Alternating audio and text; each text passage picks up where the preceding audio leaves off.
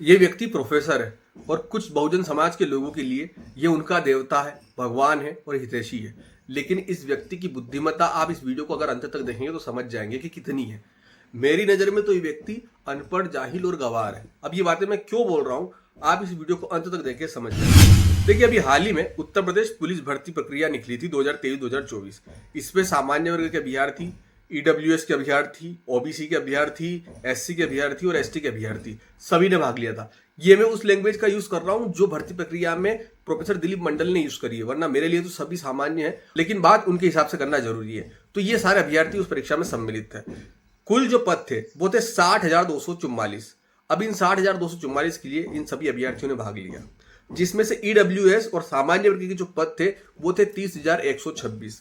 वहीं अगर ओबीसी की बात करें तो 16,264, एससी की अगर बात करें तो 12,650, एसटी की अगर बात करें तो 1,204। ये सारे पद जो थे ये अपने अपने रिजर्व कैटेगरी के हिसाब से बांट दिए गए थे।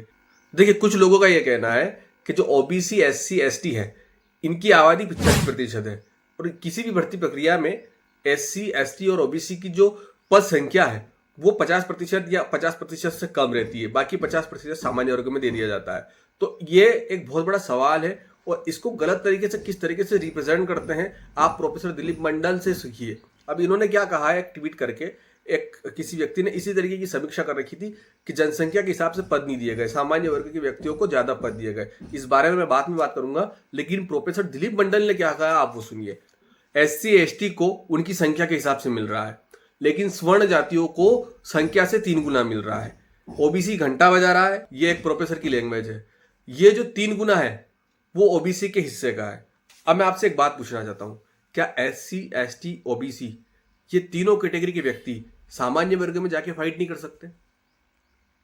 वहां इनके लिए कोई प्रतिबंध है? बिल्कुल नहीं है। अगर किसी एससी, एसटी और ओबीसी के अभ्यर्थी को ये लगता है कि मेरे में पढ़ने की क्षमता है, मैं अच्छी तरीके से पढ़ सकता हूं, तो वो अभ्यर्थी सामान्य वर्ग में जाकर फाइट कर सकता है, अगर उसको लगता है।